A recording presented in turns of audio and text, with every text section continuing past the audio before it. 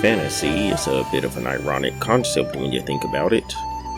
We as people have such a firm grasp over the laws and rules that govern our world and universe that we actively use our brains and imaginations to concoct completely unrealistic worlds as entertainment.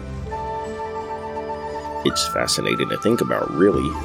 We're smart enough to know what can't happen in our world and make it happen in worlds of our own creation. There's an amount of escapism that these fantasies offer. Escapism that, at least for myself, expands the chromatic spectrum beyond the limits for which our eyes or ears can perceive this mundane world we live in. No wonder then that for many people today, including myself, video games are a favorite pastime. We live in an age where not only can we imagine, listen to, or read fantasy, but we can interact with it, experience it, take part in it. Video games, I would argue, are the most interactive bridge to fantasy in the history of our world, and I don't say that hyperbolically. Video games can incorporate entire stories, and in these stories have characters, settings, timelines, and just straight up universal laws and physics that defy anything possible in reality. And we can control these characters. We can visit these settings and timelines, and directly interact with these laws and physics. Quite literally, in no point in history have we been able to toy with the unreal in such a way. And now, with the advent of VR, we're just that much closer to fully realizing fantasy. As oxymoronic as that is. All this said, video games are still games, and the overwhelming majority still have a goal for you to reach. I find this concept fascinating as well. Although we could make a virtual fantasy world for the sole purpose of exploration, seldom do we do that. There are still goals inserted into these virtual worlds, still objectives laid out for us to conquer. And I think that speaks to our human drive to find a purpose or goal in everything, no matter how real or fantastic the task may be. Even in the most fantastic world, fantasy alone doesn't suffice. We want an adventure, a journey, an escapade, if you will. All of these words generally mean the same thing, take your choosing, but the point is, we want somewhere to go, something to chase after, something to strive for, even in our fantasy worlds. And particularly, it seems, in open worlds where maps are generally tied to the experience in the first place. There's a reason, after all, why one of the biggest criticisms that many open world games get is concerning how full they are, or rather how empty they are, and how much there is to do in the map. If people were only concerned with having a fantasy world to run around in, these criticisms wouldn't exist for the open world genre. But these criticisms do exist, implying people really want something to do. They want objectives, they want adventures. Maps. Yes, there's no smooth segue here, but stick with me. I'm going to tie all of this together by the end with a neat little bow. In fact, that's what I'm here to discuss today. The confluence of fantasy, video games, and maps, as well as the resulting experience these things have on the player. This is only speaking from my point of view, of course. You're free to consider how much these things matter to your own enjoyment or how they shape your view of a game, but for me, the map is a big part of a good open world fantasy game. It does a lot. It gives the player an idea of the physical scope of the world. It gives us an idea of the geography, the topography. Which one might ask, why are these things important? But again, If we're talking about a fantasy world, then a good map of that world just gives us another layer of the fantasy cake to indulge in. I won't say that a map's exclusion ruins a fantasy world, but I will say that a map's inclusion sure can make a fantasy world that much more digestible, understandable, and believable for the experiencer, which in the case of games is a player. When I play Genshin, the best times for me are map expansions. Of course, that's for the new exploration, but I also just like to see how new borders and boundaries form. I like to see just what lies next to what. I like to see just how this fantasy world is being conceived in the eyes of the developers. It's for this reason that I, as well as many others I'm sure, speedrun new Towers of the Seven when they become available, because I want to light up the map as soon as possible. I'll go as far as to run right by chests and mobs to get there if I have to. Seeing this new map in all its glory is paramount to all else. It's funny, really. The more it expands, just the more I want to see it expand. And it's been this way since the very beginning. Ever since the oldest days of 1.0 and 1.1 with base, Mondstadt, and Liyue, I've wondered what lies beyond the borders and the exact layout of the world. And every time we'd get a piece of the map, it satisfied my curiosity momentarily, until I started thinking about the next expansion. But there's one expansion I'd been waiting on since the beginning of the game, and funny enough, I didn't even know at that time what the expansion was. Now that expansion is here. Chenyu Vale. And for me, it is the most significant addition to the map to date. Let me rewind a little bit though. I said I'd been waiting on Chenyu Vale since the beginning of the game, but didn't even know what the expansion was. How could that be? Well, it's because I knew the area I'd been waiting on, I just never knew what that area would come to be. And that area was Liyue's western border. You see, when the game started, we only had base Mondstadt and Liyue. And you have to consider that, at that time, none of the rest of the map existed. At that time, Mondstadt existed east or northeast of Liyue, and Liyue existed west or southwest of Mondstadt. From there was only a few ways the map could expand: north or south of Mondstadt, and north, west, or south of Liyue. Of all these possible ways for the map to expand, though, west of Liyue was always the direction that fascinated me most, and for various reasons. To explain, if you were to take a look back, there was nowhere east for the map to go anymore.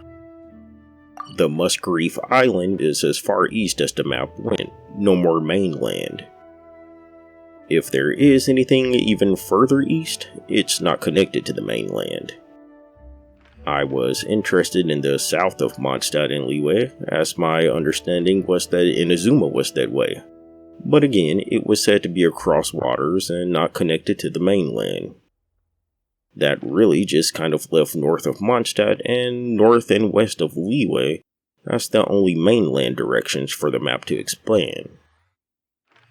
But I didn't have equal curiosity for all of these possible expansions, because one of these directions already had in-game mentions. That was west of Liyue, the Chasm.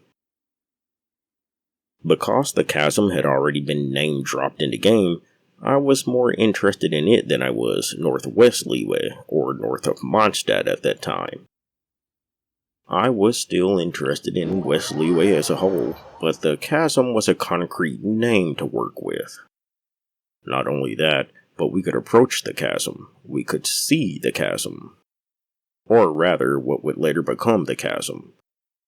But you may be thinking, didn't you say you were waiting the most for Chenyu Vale? Well, yes, but I'll get to how I mean that soon. In any case, after a year, the map finally expanded south, and we did get Inazuma. I loved Inazuma, it was amazing, but it wasn't a part of the mainland expansion.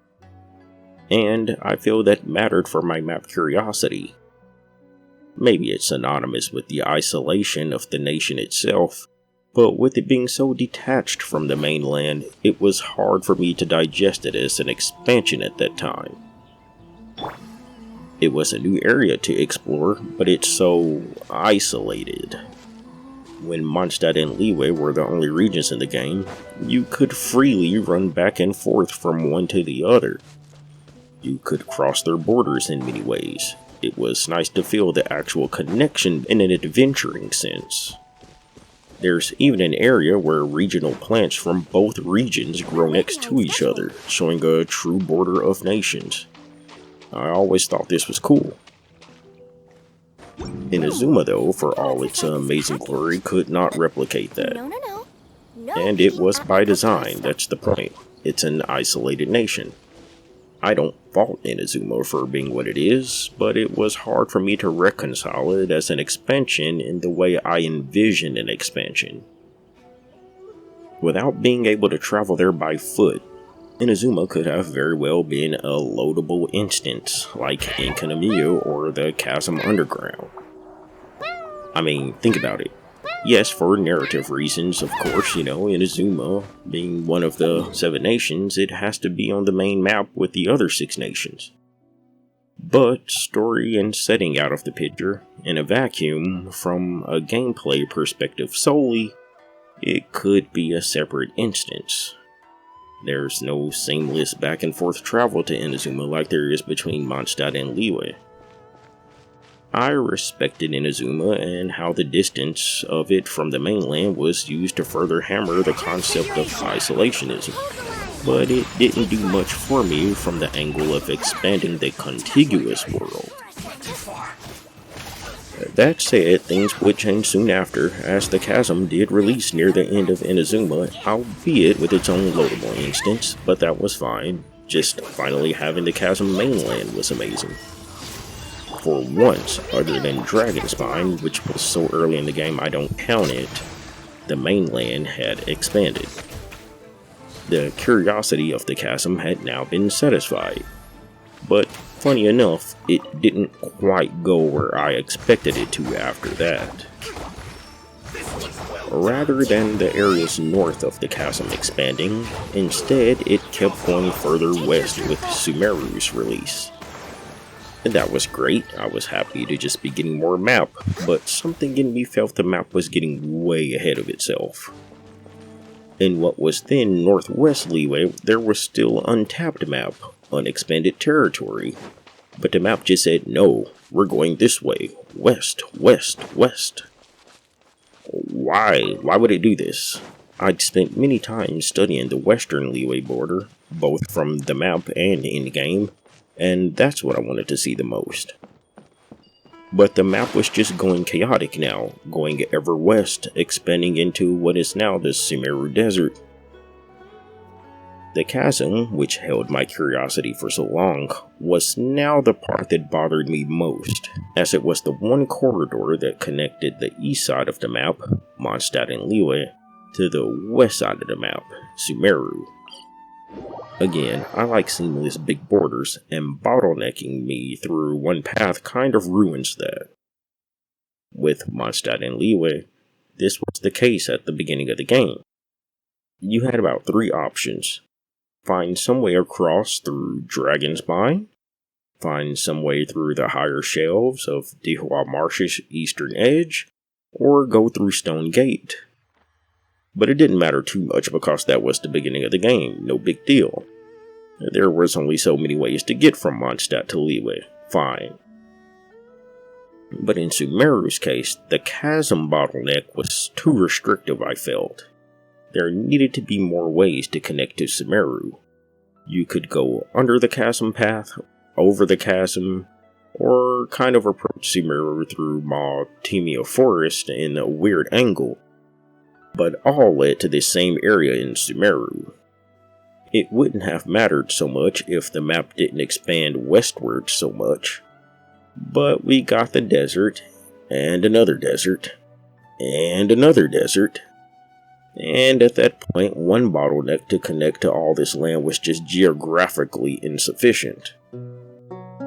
Fontaine released sometime afterwards with its own, even more extreme bottleneck. One way there, north of the last Sumeru Desert expansion, and no other way. At this point, a connected open world was starting to feel less and less like a thing. I mean, it was connected, sure, but for me, part of the fun is being able to approach these lands from various angles and various ways. So having this huge double bottlenecked map leading to two separate nations was not satisfying the idea of a seamless open world for me. And when studying the map, that's when I realized that at the time, there was absolutely no way to get from one nation to another without a straight line. As is, you couldn't get from Mondstadt to Fontaine without following the complete line of Liyue, Sumeru, and then Fontaine.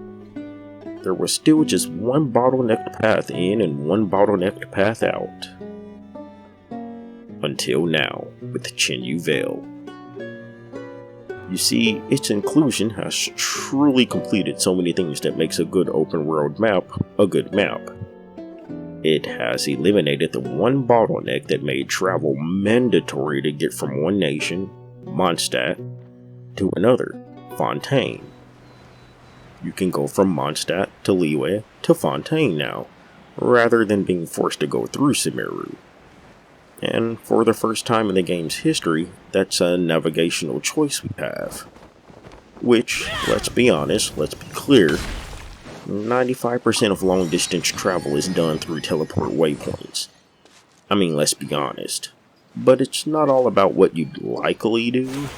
It's about simply having the option of what you could do.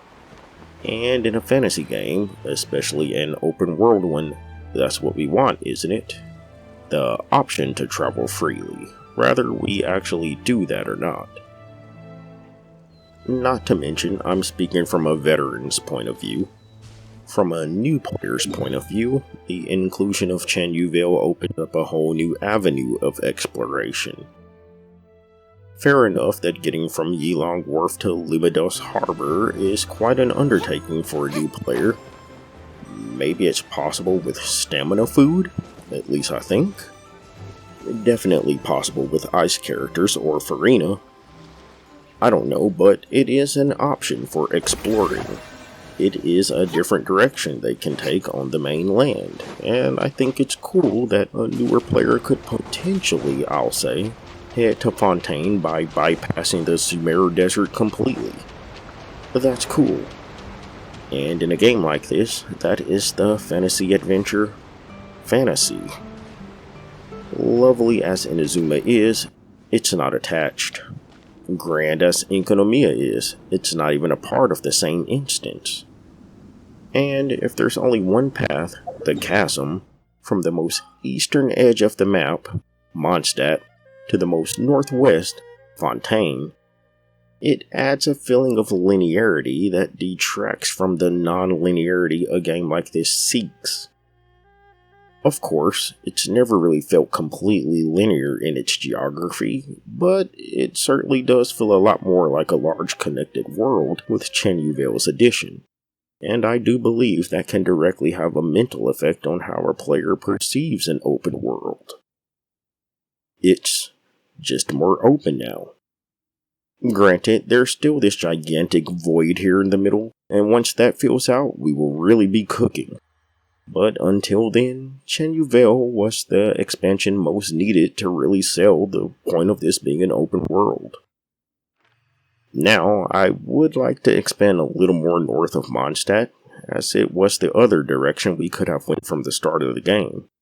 But at this point, we could go in any direction and it feel okay, because we have so many points to branch off from now. North of Mondstadt? Fine. More northwest of Fontaine? Fine. West of Sumeru? Fine. Even west of Inazuma at this point. because the map feels cohesive, so it's all fair game for expansion now.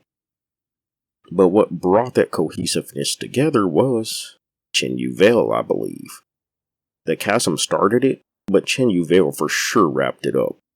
And that's the addition that connects Liyue to Fontaine without Sumeru's inclusion. I feel it's the map expansion that has finally sold to us that this is an open world. We play these fantasy open world games to get lost in their fantasy. We aren't always wanting to be reminded of the physical borders that are set up in the game. We're trying to enjoy fantasy here. We like seamlessness, we like openness. There is a place for linearity in games. I play many, and they do it exceptionally well and sell fantasy better than a lot of open world games can attempt. That said, if we're going to do open world fantasy though, it should probably let us approach the world from many different angles. After all, you can't always predict what route you're going to take when you're on an adventure, or a journey, or an escapade, if you will. Thanks for listening.